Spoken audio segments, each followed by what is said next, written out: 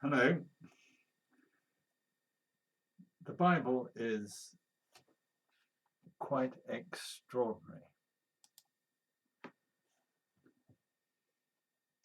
The Old Testament was written at least 3,000 years ago, and it's so detailed. It gives you a wonderful history of Israel as it was in those days. Just amazing. And this story that I'm going to read to you today comes straight out of that early Bible. It's from the second book of Kings, chapter 19. If you've got a Bible, you might like to follow along in it. It's all about Hezekiah, who was a king of Israel, and or rather king of Judah, because Israel had split into two at that time. We had Israel on one half and Judah on the other. The story of how that happened rests in an earlier chapter of Kings, which you could read for yourself. So Hezekiah is under attack, and this is how it happens. Hezekiah came to the throne of Judah when he was 25.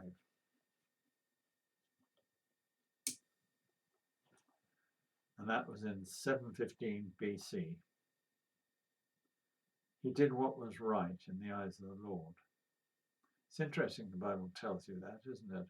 And the reason for it is that there were quite a few kings, probably more than there should have been, who did what was wrong in the eyes of the Lord. So he didn't hang about.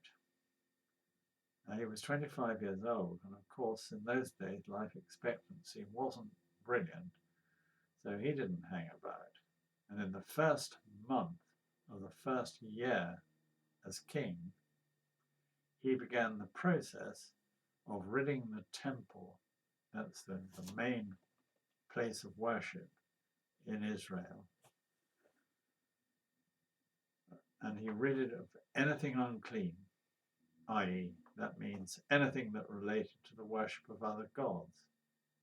Yes, Israel had in the past and up to that time brought other idols into God's temple. No wonder they suffered. He brought the people of Judah back into a proper relationship with God. He decided to hold a celebration of the Passover and invited everyone across the whole of Israel and Judah to attend. He really followed God and enjoyed the benefits of doing so. As the Bible tells us, he sought his God and worked wholeheartedly, and so he prospered. Now you would think that a God who enjoyed such devotion would protect Hezekiah and Judah from harm. In the same way, you might think that those who followed Jesus, the Son of God, would be kept free from bad things that happen in our world today. Disease, floods, sickness, financial harm, and many more.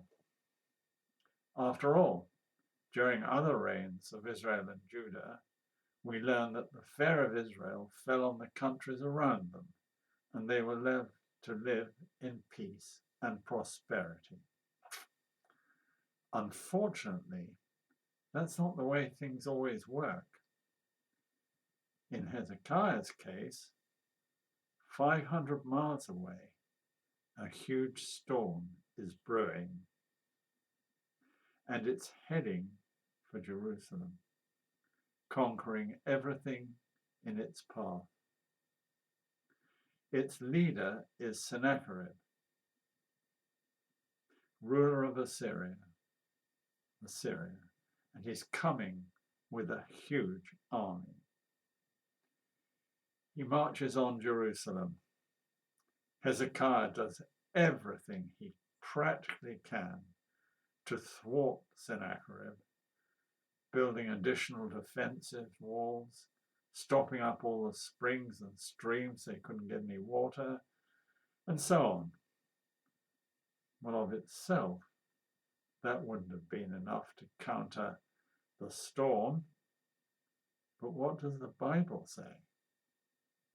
In addition to working wholeheartedly, Hezekiah sought his God.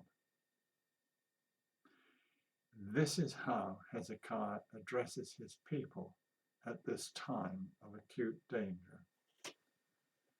Be strong and courageous. It's a good start, isn't it? Be strong and courageous, particularly when things are looking so awful. Why? Because the king of Assyria and the vast army with him. Shall I read that again? Be strong and courageous because of the king of Assyria and the vast army with him.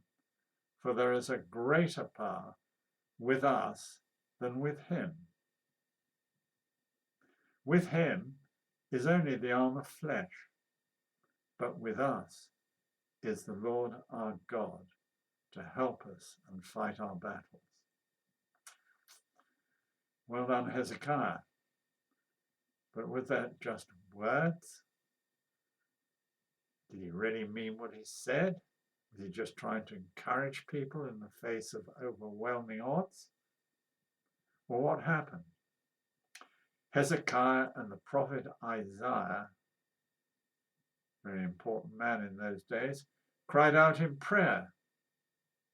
And the Lord sent an angel who annihilated all the fighting men, their leaders and officers. So Sennacherib returned to Assyria in disgrace and was assassinated. There is a greater power. Don't leave him out of your deliberations. See you tomorrow.